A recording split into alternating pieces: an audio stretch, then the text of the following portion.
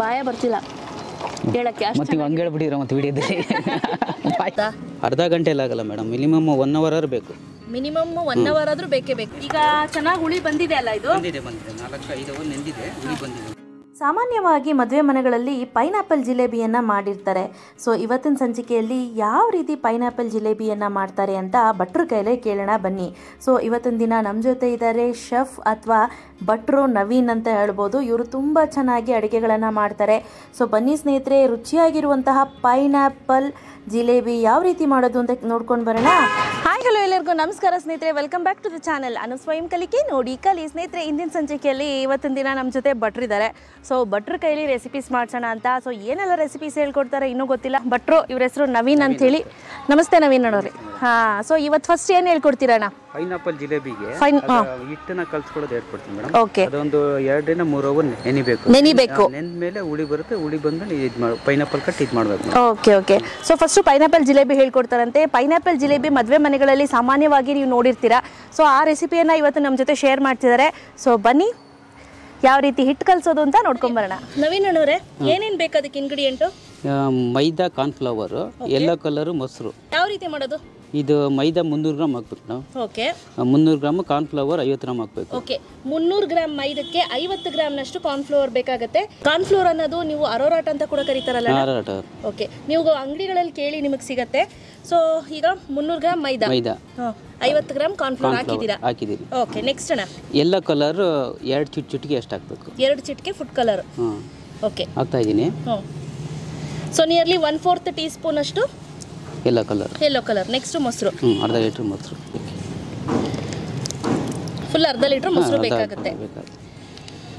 Actually ಭಟ್ರು perfect measurement ಅನ್ನ ಹೇಳ್ತಾರೆ. ನೆಕ್ಸ್ಟ್ ಅಣ್ಣ? ನೆಕ್ಸ್ಟ್ ಇದನ್ನ ಫಿಕ್ಸ್ ಮಾಡಬೇಕು. ಹಾಂ,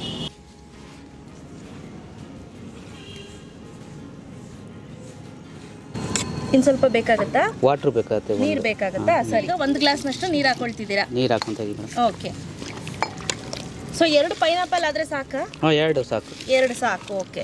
2ಕ್ಕೆ 300 ಗ್ರಾಮ್ ಮೈದಾ, 50 ಗ್ರಾಮ್ ಕಾರ್ನ್ಫ್ಲವರ್, 2 ಚಿಟಿಕೆ ಅಷ್ಟು yellow colour. Okay. So 1 glass ನೀರು, 1 ಗ್ಲಾಸ್ನಷ್ಟು ನೀರು, ಅರ್ಧ ಲೀಟರ್ ಮೊಸರು, ಅರ್ಧ ಲೀಟರ್ ಮೊಸರು ಹಾಕಿ ಚೆನ್ನಾಗಿ ಕಲಿಸ್ಬೇಕು. ಅದ ಬರೋ ತನಕ ಚೆನ್ನಾಗಿ ಕಲಿಸ್ಕೋಬೇಕು. So main ಕಲ್ಸೋದ್ರಲ್ಲೇ ಇರೋದಲ್ವಾ? ಕಲ್ಸೋದ್ರಲ್ಲೇ ಇರೋದು ಮೇಡಮ್. ಟೈಮ್ ಇಲ್ಲ, ಈಗ ಅರ್ಧ ಗಂಟೆಲಿ ಮಾಡ್ಕೋಬೇಕು ಅಂದ್ರೆ ಮಾಡ್ಕೋಬೋದಾ? ಅರ್ಧ ಗಂಟೆಲಿ ಆಗಲ್ಲ ಮೇಡಮ್, ಮಿನಿಮಮ್ 1 ಅವರ್ ಬೇಕು. ಮಿನಿಮಮ್ 1 ಅವರ್ ಆದ್ರೂ ಬೇಕೇ ಬೇಕು. ನೆನಿಬೇಕು. ಹಿಟ್ಟು ಇದು ಬರಬೇಕಲ್ಲ, ಹುಳಿ ಬರಬೇಕು. ಸೊ ಮೇನ್ ಜಿಲೇಬಿಗೆ ಹಿಟ್ಟು ಹುಳಿ ಬರಬೇಕು. ಸೊ ಹಾಗಾಗಿ ಮಿನಿಮಮ್ ಅಂದ್ರೆ ಒಂದು ಅರ್ಧ ಅವರ್ ಆದ್ರೂ ನೆನಿಲೇಬೇಕು. ಸ್ನೇಹಿತರೆ, ಯಾವುದೇ ಹಬ್ಬ ಹರಿದಿನ ಇರಲಿ, ಸಣ್ಣ ಪುಟ್ಟ ಫಂಕ್ಷನ್ ಇರಲಿ, ಮನೇಲಿ ಜಿಲೇಬಿಯನ್ನು ಆರಾಮ್ಸೆ ಪೈನಾಪಲ್ ಜಿಲೇಬಿಯನ್ನು ಮನೇಲೇ ಮಾಡ್ಕೊಬೋದು. ಅದರಲ್ಲೂ ಭಟ್ರು ಪರ್ಫೆಕ್ಟ್ ಮೆಜರ್ಮೆಂಟ್ ಒಂದಿಗೆ ಹೇಳ್ತಿದ್ದಾರೆ ನಮಗೆ. ಸೊ ನೋಡೋಣ. ಈ ಥರ ಹಿಂಗೆ ಅದ ಇರಬೇಕು, ಸ್ಮೂತಾಗಿ ಕಲ್ಸ್ಕೊಬೇಕು. ಗಂಟು ಇರಬಾರ್ದು. ಗಂಟು ಇದ್ರೆ ಜಿಲೇಬಿ ಇದ್ದಾಗಲ್ಲ. ಅದಕ್ಕೆ ಈ ಥರ ಸ್ಮೂತಾಗಿ ಹಿಟ್ಟನ್ನ ಕಲ್ಸ್ಕೊಂಡ್ರೆ 2-3 ಅವರ್ ಮಿನಿಮಮ್ ನೆನಿಬೇಕು. ಓಕೆ, ನೆಂದಾಗ ಜಿಲೇಬಿ ತುಂಬ ಚೆನ್ನಾಗಿ ಬರುತ್ತೆ. ಸ್ನೇಹಿತರೆ, ಬನ್ನಿ ಅಷ್ಟರಲ್ಲಿ ಪೈನಾಪಲನ್ನು ಕಟ್ ಮಾಡ್ಕೊಳ್ಳೋದು ಯಾವ ರೀತಿ ಅಂತ ತೋರಿಸ್ತಾರೆ ಬನ್ನಿ. ಈಗ ನೆಕ್ಸ್ಟ್ ಪೈನಾಪಲನ್ನು ನೀಟಾಗಿ ಈ ರೀತಿ ಸ್ಲೈಸ್ ಮಾಡಿ ಕಟ್ ಮಾಡಿ ಇಟ್ಕೊಂಡಿದ್ದಾರೆ ನೋಡಿ, ಈ ರೀತಿ. ಸೊ ಇದು 1 ಪೈನಾಪಲ್ದಲ್ವೇನ್ರಣ್ಣ? 1 ಪೈನಾಪಲ್. ಓಕೆ, ನೆಕ್ಸ್ಟು ಅಣ್ಣ? ಅರ್ಧ ಕೆಜಿಯಷ್ಟು ಸಕ್ಕರೆ ಪಾಕ. ಅರ್ಧ ಕೆಜಿಗೆ ಅಣ್ಣ? ಅರ್ಧ ಕೆಜಿ ನೀರಾ?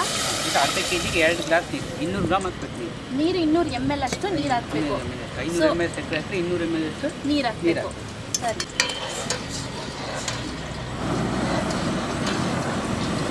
ಪಾಕಕ್ಕೆ ಪೈನಾಪಲ್ ಎಸೆನ್ಸ್ ಹಾಕ್ತೇವೆ, 1-2 ಚಿಟಿಕೆ ಅಷ್ಟು. ಓಕೆ. ಸಕ್ಕರೆ ಪಾಕ ಸ್ವಲ್ಪ ಅಂಟಿರಬೇಕು. ಸ್ವಲ್ಪ ಅಂಟಿದ ಪಾಕ ಇದ್ರೆ ಸಾಕು. ಪಾಕ ಏನು ಬೇಡ? ಬೇಡ, ಸ್ವಲ್ಪ ಅಂಟಂಟಿ ಪಾಕ ಇದ್ರೆ ಸಾಕು ಸ್ನೇಹಿತರೆ. ಜಾಸ್ತಿ ಅಂಟೇನು ಬೇಡ, ಲೈಟಾಗಿ ಇರ್ಬೇಕು ಅಂಟು. ಓಕೆ. ಈ ಜಾಮೂನಿಗೆ ಮಾಡ್ತೀವಲ್ಲ? ಆ ಟೈಪ್ ಇದೆ ಸಾಕು. ಓಕೆ. ಅರಳಿನ ಪಾಕ ಅಂತ ಕರಿತೀವಲ್ವಾ? ಅರಳಿನ ಪಾಕ. ಈಗ ಇದು ಪಾಕ ಆಗಿದೆ, ಇಳಿಸ್ತಾ ಇದ್ದೀನಿ. ಓಕೆ. ಸೊ ಎಣ್ಣೆ ಕಾಯ್ಲಿಕ್ಕೆ ಇಕ್ಕಿದ್ದಾರೆ. ಮತ್ತೆ ಎಣ್ಣೆ ಕಾಯಕ್ಕೆ ಇಕ್ಕಿದ್ದೀವಿ. ನಾವು ಮೊದಲೇ ಕಲಿಸಿರೋಂಥ ಹಿಟ್ಟನ್ನು ಈ ಪೈನಾಪಲಲ್ಲಿ ನೋಡಿ ಹಿಂಗೆ ಎಣ್ಣೆ ಬಿಟ್ಟಾಗಿ ಎಣ್ಣೆ ಲೈಟಾಗಿ ಕಾವಿರಲಿ, ತುಂಬ ಜಾಸ್ತಿ ಬಿಸಿ ಇರಬಾರ್ದು. ಜಾಸ್ತಿ ಓಕೆ. ಅಂದರೆ ತುಂಬ ಜಾಸ್ತಿ ಬಿಸಿ ಇದ್ರೆ ಏನಾಗುತ್ತೆ, ಅದು ಜಾಸ್ತಿ ಸೀದ್ಗಿದೋಗುತ್ತೆ. ಜಾಸ್ತಿ ಸೀದಾಗಲ್ಲ, ಇದು ಹಣ್ಣಲ್ವಾ ಓಕೆ ಸ್ವಲ್ಪ. ಹಾಂ ಓಕೆ ಓಕೆ, ಅರ್ಥ ಆಯ್ತು. ನೋಡಿ, ಹಣ್ಣಾಗಿರೋದ್ರಿಂದ ಆದಷ್ಟು ನೀವು ಲೈಟಾಗೇನೆ ಎಣ್ಣೆ ತುಂಬ ಜಾಸ್ತಿ ಕಾಯಕ್ಕೆ ಇಡ್ಲಿಕ್ಕೆ ಹೋಗಬೇಡಿ, ಲೈಟಾಗಿ ಬಿಸಿ ಇದ್ದಾಗಲೇ ಹಾಕೊಳ್ಳಿ. ಮತ್ತು ಇನ್ನೊಂದು ಫ್ಲೇಮ್ ತುಂಬ ಕಡಿಮೆ ಫ್ಲೇಮಲ್ಲಿ ಇರಬೇಕು. ಹಿಟ್ಟನ್ನು ಜಾಸ್ತಿನೇ ಹೆಚ್ಕೊಳಕ್ಕೆ ಹೋಗಬಾರ್ದು, ಜಾಸ್ತಿನೂ ಹಚ್ಕೊಳಕ್ಕೆ ಹೋಗಬಾರ್ದು, ಲೈಟಾಗಿ ಇದು ಮೇಲ್ಗಡೆ ಇದ್ದಂಗೆ ಇರಬೇಕು. ಸುಮ್ಮನೆ ಜಸ್ಟ್ ಕೋಟಿಂಗ್ ಆದ್ರೆ ಸಾಕು.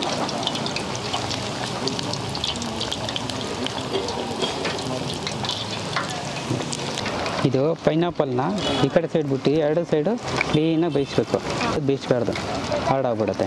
ಓಕೆ ಓಕೆ, ತುಂಬ ಜಾಸ್ತಿ ಬೇಯಿಸ್ಬಾರ್ದು, ಹಾರ್ಡ್ ಆಗುತ್ತೆ. ಅಣ್ಣ ಇದರಲ್ಲಿ ಎಷ್ಟು ಜಿಲೇಬಿಯನ್ನು ಮಾಡ್ಬೋದಣ್ಣ? 1 kgಲಿ ಒಂದು 30-40 ಜಿಲೇಬಿ ಮಾಡ್ಬೋದು ಒಂದು ಹಣ್ಣಲ್ಲಿ. ಹಿಟ್ಟು ಚೆನ್ನಾಗಿ ನೆಂದಿದ್ರೆ 4 ಅವರ್ ಈ ಥರ ಹುಳಿಯಿಂದ ಉಪ್ಕೊಳ್ಳುತ್ತೆ. ಹಿಟ್ಟು ನೆಂದಿದ್ರೆ ಸರಿ, ನೆಂದಿಲ್ಲ ಅಂದರೆ ಉಬ್ಬಲ್ಲ. ಓಕೆ, ಇದಾಗಿದೆಯಾ ಅಣ್ಣ? ಇದಾಗಿದೆ. ಇದು ಇಷ್ಟು ಕಲರ್ ಬಂದರೆ ಸಾಕು. ಬ್ರೌನ್ ಜಾಸ್ತಿ ಕಲರ್ ಬರಬಾರ್ದು, ಯಾಕಂದ್ರೆ ಕಲರ್ ಹಾಕಿರ್ತೀವಲ್ಲ, ಈ ಜಾಸ್ತಿ ಕಲರ್ ಹಾಕಿದ್ರೆ ಕಪ್ಪು ಕಲರ್ ಬಂದ್ಬಿಡುತ್ತೆ. ಸರಿ ಅಣ್ಣ, ಈಗ ನೆಕ್ಸ್ಟ್ ಈ ಪಾಕ ಮಾಡ್ಕೊಂಡವಲ್ಲ ಇದಕ್ಕೆ ಹಾಕ್ತಾ ಇದ್ವಿ. ಸರಿ, ಪಾಕ ಮಾಡಿರೋವಂಥದ್ದಕ್ಕೆ ಹಾಕ್ತಾ ಇರೋದು. ಓಕೆ, ಇದಿಷ್ಟು ಎಷ್ಟು ನಿಮಿಷ ಇರಬೇಕು ಪಾಕದಲ್ಲಿ? ಇದು 5 ನಿಮಿಷ ಇರಬೇಕು ಮೇಡಮ್. 5 ನಿಮಿಷ ಇರಬೇಕು. ಇದು ಹಾಕಿ ತಕ್ಷಣ ನೋಡ್ರಿ ಇದು ಕುದ್ದಿದೆ ಇದು. ಓಕೆ, ಗೊತ್ತಾಯ್ತಾ? ಈಗ ನೆಕ್ಸ್ಟ್ ಮತ್ತೆ ಎಣ್ಣೆ ಕಾದಿದೆ. ಕಾದಿರುವಂಥ ಎಣ್ಣೆಗೆ ಇದನ್ನೆಲ್ಲ ಮತ್ತೆ ಒನ್ ಬೈ ಒನ್ ಹಾಕ್ಕೊಳ್ತಾರೆ. ಅಣ್ಣ ಒಂದು 5 ನಿಮಿಷ ಆದ ತಕ್ಷಣ ಸರ್ವ್ ಮಾಡೋದಷ್ಟೇ. ಸರ್ವ್ ಮಾಡೋದಷ್ಟೇ. ಕಲ್ಲರೂ ಅಷ್ಟೇ ಜಾಸ್ತಿ ಉಪಯೋಗಿಸ್ಬಾರ್ದು, ಲೈಟಾಗಿ ಉಪಯೋಗಿಸ್ಬೇಕು. ಈ ಕಲರ್ ಕುದೀತಾ ಒಂದೊಂದು ಟೈಮು ಪಾಯ್ಸನ್ ಆಗ್ಬಿಡ್ತವೆ ಕಲರ್ಗಳು. ಎಷ್ಟು ಬೇಕು ಅಷ್ಟು ಉಪಯೋಗಿಸ್ಕೊಬೇಕು. ಓಕೆ, ಸೊ ಅದು ಒಂದು ಟಿಪ್ಪು ಸ್ನೇಹಿತರೆ, ಜಾಸ್ತಿ ಕಲರನ್ನು ಯೂಸ್ ಮಾಡಿಬಿಡಿ. ಕಲರ್ ಏನಾಗುತ್ತೆ, ಜಾಸ್ತಿ ಡೀಪ್ ಫ್ರೈ ಮಾಡ್ತಾ ಏನಾಗುತ್ತಂತೆ ಅದು ಪಾಯ್ಸನ್ ಆಗಿ ಕನ್ವರ್ಟ್ ಆಗಿಬಿಡುತ್ತಂತೆ ಕೆಲವೊಮ್ಮೆ ಪಾಯ್ಸನಿಂದ ಆಗ್ಬಿಡುತ್ತೆ. ಕಲರ್ಗಳಲ್ಲಿ ಭಾರಿ ಹುಷಾರಾಗಿರಬೇಕು. ಕಲರ್ ಡೇಟು ನೋಡಿ ಹಾಕಬೇಕು. ಡೇಟ್ ಎಕ್ಸ್ಪೈರ್ಡ್ ಆಗಿರೋ ಡೇಟ್ ಹಾಕಿದ್ರೆ ಸಮಸ್ಯೆ ಆಗುತ್ತೆ. ಈ ಎಳೆ ಕಾವಲ್ಲಿ ಇದನ್ನು ಬೇಯಿಸ್ಬೇಕು. ತೀರಾ ಜೋರಾಗಿ ಇಟ್ಕೊಳಕ್ಕೆ ಹೋಗ್ಬಾರ್ದು. ಕಾವು ಪೈನಾಪಲ್ ಹಣ್ಣು ಸ್ಮೂತ್ ಕಾವಲ್ಲಿ ಹಿಂಗೆ ಬೇಯಿಸ್ಬೇಕು. ಇದು ಎಣ್ಣೆ ತೆಗ್ದಾಕಿರೋಂಥದ್ದು ಒಂದು 5 ನಿಮಿಷ ಆದಮೇಲೆ ತೆಗೆದು ಬಿಡ್ಬೇಕು. 4ರಿಂದ 5 ನಿಮಿಷ ಸಾಕಿದೆ. ಒಂದು ವಾರ ಇಟ್ಕೊಂಡು ತಿನ್ಬೋದು.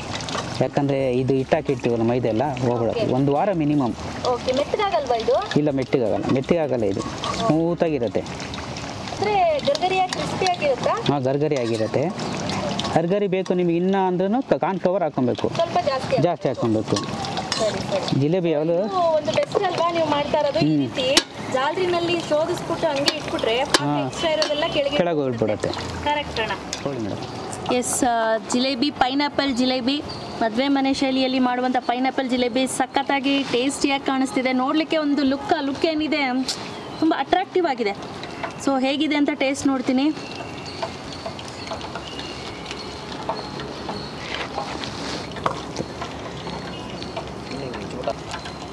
ಬಾಯ ಬರ್ತಿಲ್ಲ ಹೇಳಕ್ಕೆ. ಮತ್ತೆ ನೀವು ಹಂಗೆ ಹೇಳ್ಬಿಟ್ಟಿರೋ ಮತ್ತೆ ವಿಡಿಯೋದಲ್ಲಿ.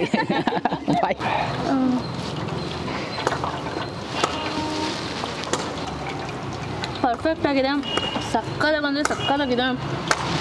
ಡೆಫಿನೆಟ್ಲಿ ನೀವು ಕೂಡ ನಿಮ್ಮ ಮನೆಗಳಲ್ಲಿ ಒಮ್ಮೆ ಟ್ರೈ ಮಾಡಿ.